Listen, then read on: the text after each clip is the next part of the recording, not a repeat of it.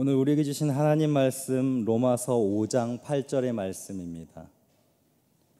로마서 5장 8절, 우리 한 절이기 때문에 한 목소리로 같이 합독하도록 하겠습니다.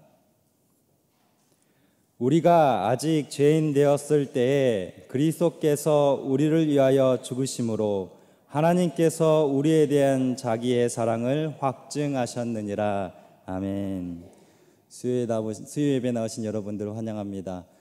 새벽 기도가 계속되고 있죠. 많이 피곤하시죠? 오늘 말씀 듣고 힘내셔서 끝까지 완주하실 수 있기를 소망합니다. 제가 2000년대 후반에 기독교 베스트셀러가 된 책 중에 제 마음에 되게 감동을 받은 책이 있습니다. 그 청년 바보 의사라는 책이 있습니다. 제가 이 책에 실린 글을 짧게 한번 읽어보도록 하겠습니다. 병실의 문이 가만히 열립니다. 의사 가운을 입은 듬직한 체구의 청년 한 명이 조용히 들어와 환자 곁으로 다가갑니다. 청년은 뼈만 남은 환자의 앙상한 손을 다정하게 잡고 아주 조그마한 소리로 기도하기 시작합니다. 여호와 라파 치유의 하나님, 우리 이 환자분의 병을 낫게 하여 주십시오. 좀 더 시간을 주셔서 사랑하는 가족들의 얼굴을 한 번이라도 더 보게 하여 주시고, 무엇보다 예수님을 믿고 신앙을 고백하게 하여 주십시오. 저는 치료만 할 뿐이니 우리 주님께서 몸과 영혼을 깨끗하게 치유하여 주실 것을 믿습니다. 예수님 이름으로 기도합니다. 그 청년 바보 의사라는 책으로 유명한 고 안수연 씨의 이야기입니다. 이분은 평생 환자들을 헌신적으로 섬기다가 33세 짧은 나이로 세상을 떠났습니다. 전직 의사 출신으로서 이 청년 의사는 자신의 것을 아끼지 않고 남에게 나누었습니다. 누군가 자신을 필요로 한다면은 기꺼이 자기의 시간을 나누어 주었고, 위로가 필요한 사람들에게는 찬양 테이프와 신앙 서적을 선물하며 하나님의 진정한 위로를 느끼게 하기 위해서 노력했습니다. 또 이 청년 의사는 다른 의사들과는 다르게 환자와 눈이 마주치면은 많이 아프시죠? 라면서 다정하게 위로했고, 또 빨리 치료해 주지 못해서 미안합니다 하면서 멋쩍게 웃기도 했습니다. 2000년대 초반에 전국적으로 의사들이 파업을 했던 때가 있었습니다. 그러나 이 청년 의사는 파업의 현장에 참가하지 않고 병원에 남아서 끝까지 환자의 곁을 지켰습니다. 의사의 세계는 조직과 세율이 매우 엄격하기 때문에 이러한 청년의 행동은 많은 비난을 받았죠. 너만 의사야? 너만 잘났어? 너만 양심 있어? 뒤에서 이런 비난과 비아냥거림을 시달렸습니다. 하지만 그는 본디 의사란 환자 곁에 있어야만 진짜 의미가 있다라는 그 소신과 확신을 가지고 있었습니다. 또 그렇게 하는 것이 하나님께서 자신에게 이 의사라는 사명을 주신 이유라고 굳게 믿고 있었습니다. 이렇게 선하고 사명감 있는 이 예수 잘 믿는 청년 의사는 안타깝게도 33이라는 그 짧은 나이로 질병에 걸려서 하나님의 부르심을 받았습니다. 책의 내용을 모두 소개할 수는 없지만은 이 청년 의사의 이야기가 이렇게 짧게 소개했음에도 불구하고 좀 가슴을 먹먹하게 만드는 여운이 있는 이유는 우리가 사는 이 시대가 이기적인 것으로 가득 차고 팍팍한 것으로 가득 차 있기 때문에 자신의 것을 소유하지 않고 나누려 했던 이 모습, 의사라는 직업이 있음에도 불구하고 남에게 뽐내기보다는 섬김의 도구로 사용했는 그 사명감 있는 모습, 이런 모습이 있기 때문에 우리에게 이러한 여운을 주는 것은 아닐까 한번 생각을 해봅니다. 남을 위하는 삶, 타인을 위해 희생하는 삶, 듣기 좋은 소리죠. 듣는 사람 입장에서는 흐뭇한 미소가 지어지는 말입니다. 그런데 막상 내가 그런 삶을 살아야 한다면 어떻습니까? 정말로 선택의 여지 없이 나는 그런 삶을 꼭 살아야만 한다면 여기 이 자리에 누군가, 과연 얼마나 많은 사람들이 그런 삶을 기쁨으로 감당할 수 있겠습니까? 나는 그런 삶을 살고 있는가? 나는 살 수 있는가? 이런 질문을 던져보면서 자조적인 쓴 웃음만 남는 것 같습니다. 우리가 오늘 읽은 이 로마서 본문의 핵심은 그리스도가 우리를 위해 죽으셨다입니다.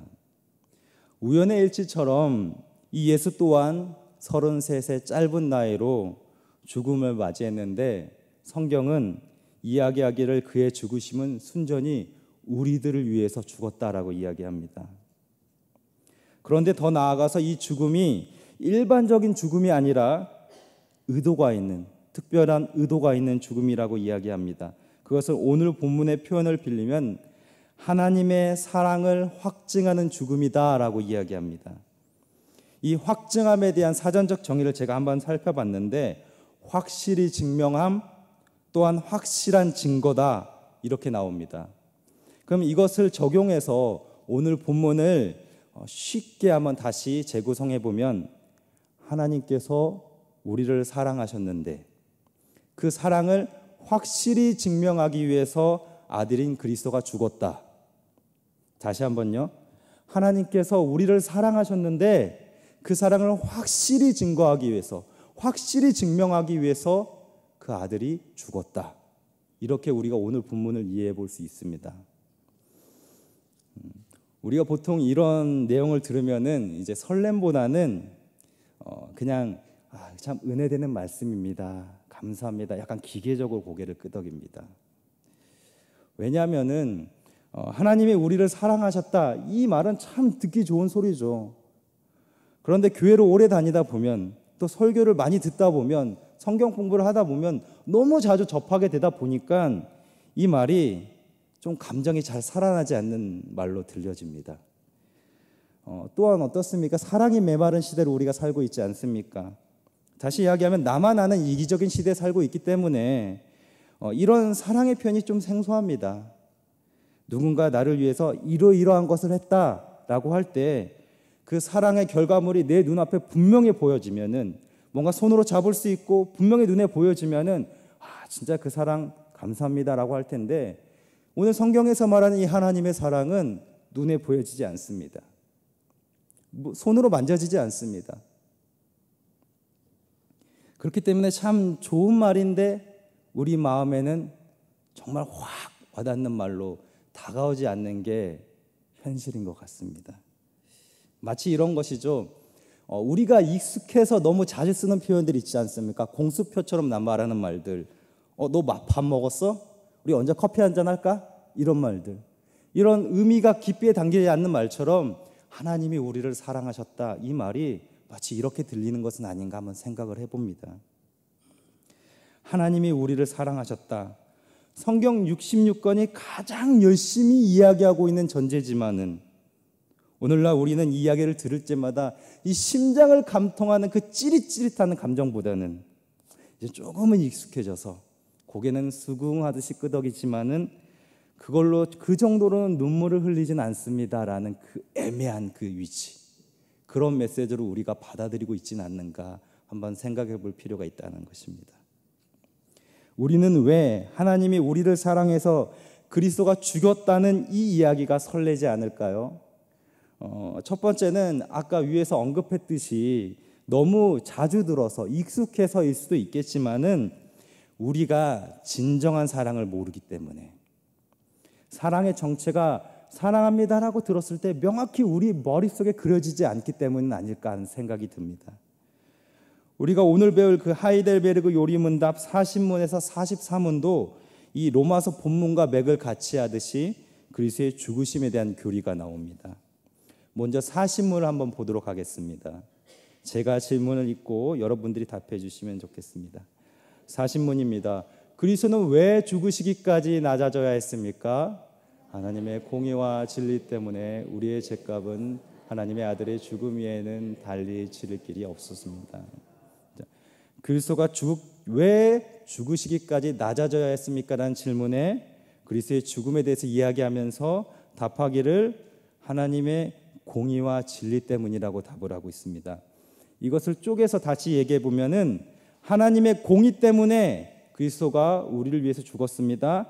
하나님의 진리 때문에 그리스도가 우리를 위해 죽었습니다라고 이야기하는 것입니다. 1번 문제의 답입니다. 하나님의 공의 때문에, 하나님의 진리 때문에. 다소 어려운 표현이죠.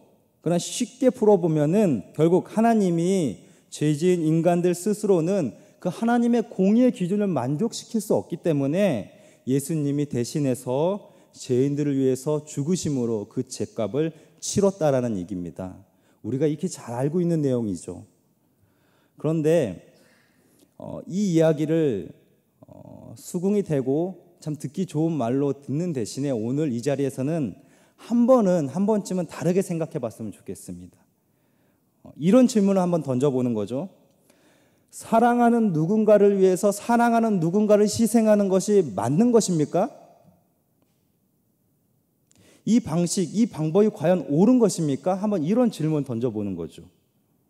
하나님, 정말로 꼭 그리스도가 죽어야만 했습니까? 하나님은 전능하다고 하시지 않았습니까? 그런데 왜 꼭 이런 방식으로만, 이런 방법으로만 우리를 구원하시는 겁니까? 이런 질문을 한번 던져보자는 것이죠. 이런 의문을 가져볼 수도 있는 거 아닙니까? 이런 방법, 이런 방식이라고 하면은 저는 그렇습니다. 너무 비인격적인 거 아닙니까? 하나님, 당신이 좋다고 해서 남을 희생하는 그 방법, 그 방식, 이 패역한 세대가 쓰는 방식 아닙니까? 이 패역한 세대가 쓰는 방법 아닙니까? 그런 방법, 그런 방식 쓰는 하나님, 그 방법 옳습니까? 이런 말이죠. 그리고 우리는 이렇게 이야기할 수 있을 것 같습니다. 아니, 그 사랑 정말로 믿을만 한가요? 하나님, 그 사랑 정말로 믿을만한 사랑입니까? 이렇게 질문을 던져보는 겁니다.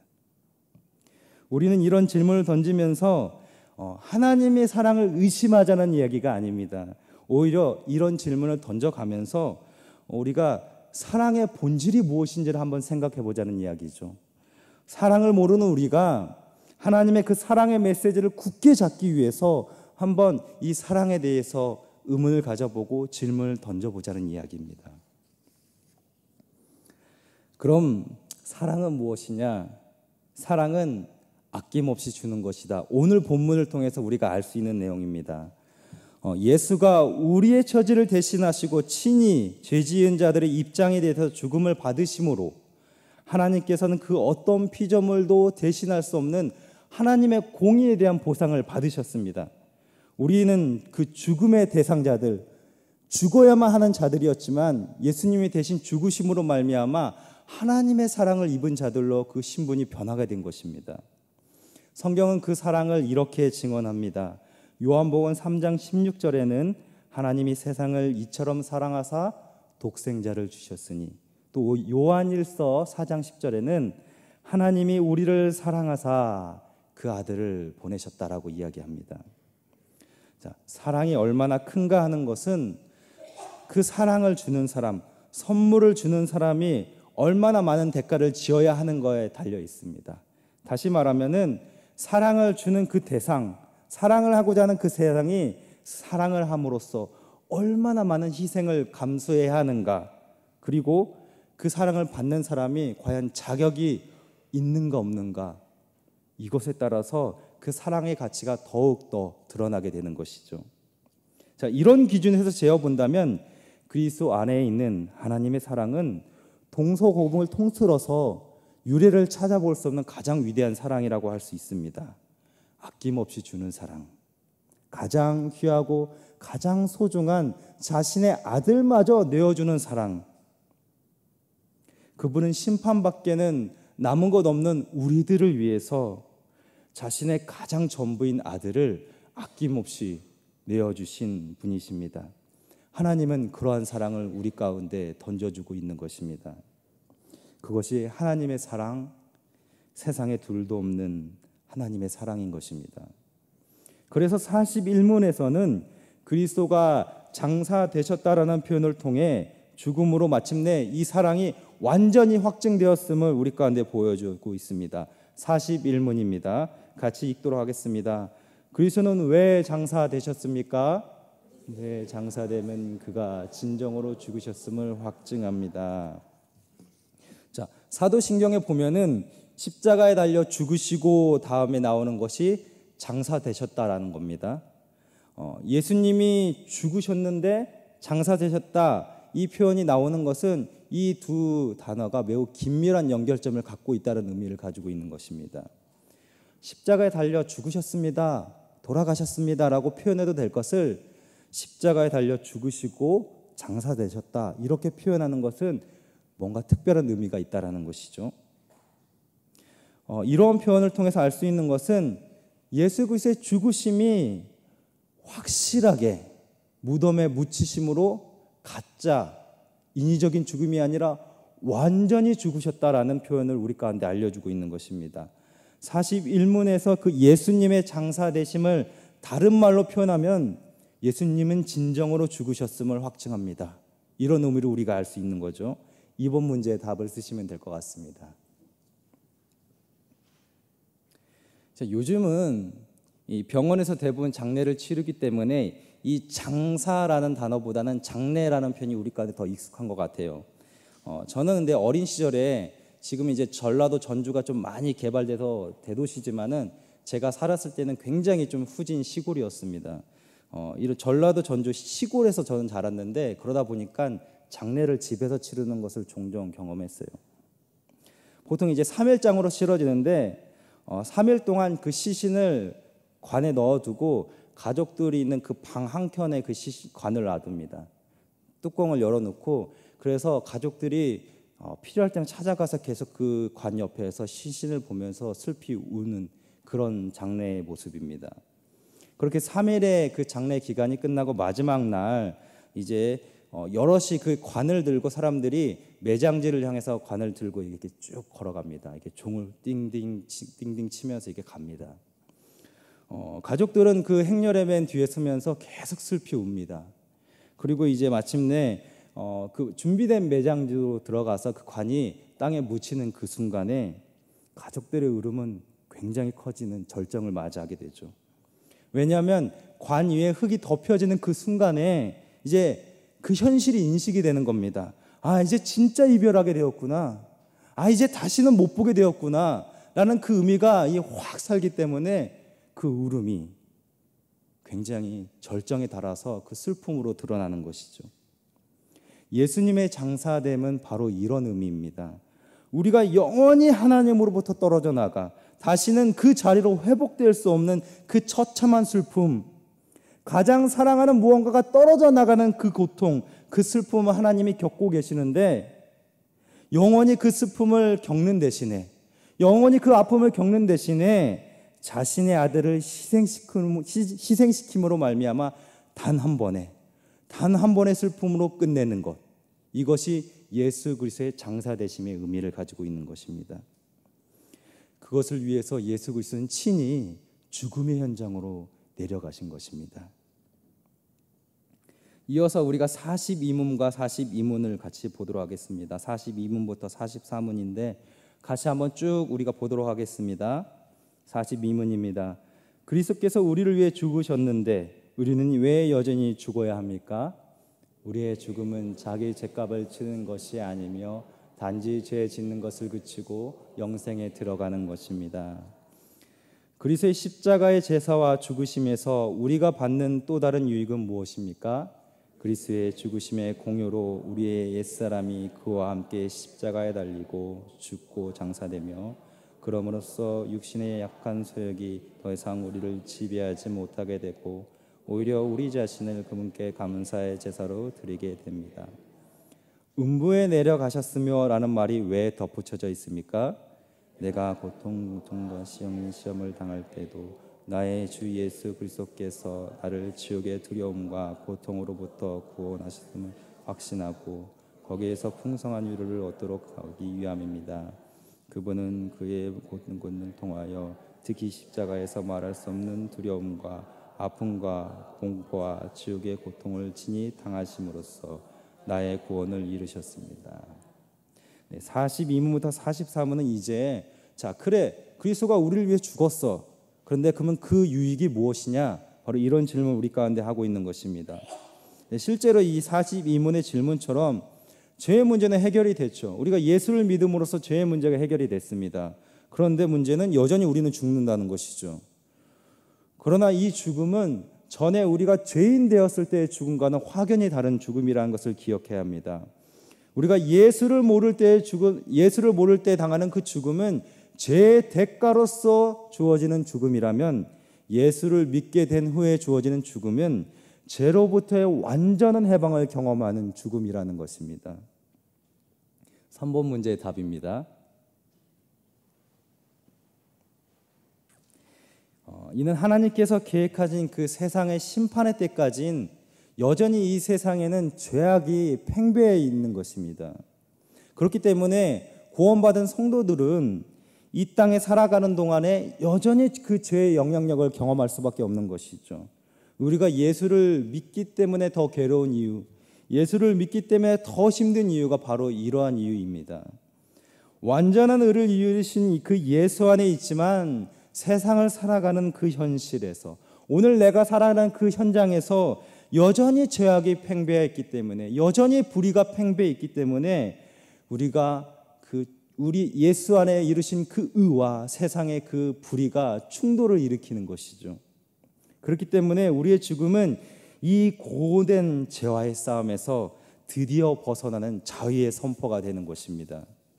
특별히 로마서 6장 4절은 우리가 이 땅을 살아가면서 현세에 겪는 그 육체의 지독한 문제인 그 죄성을 어떻게 극복할 수 있는가, 그 희망을 제시합니다. 6장 4절을 같이 한번 읽도록 하겠습니다.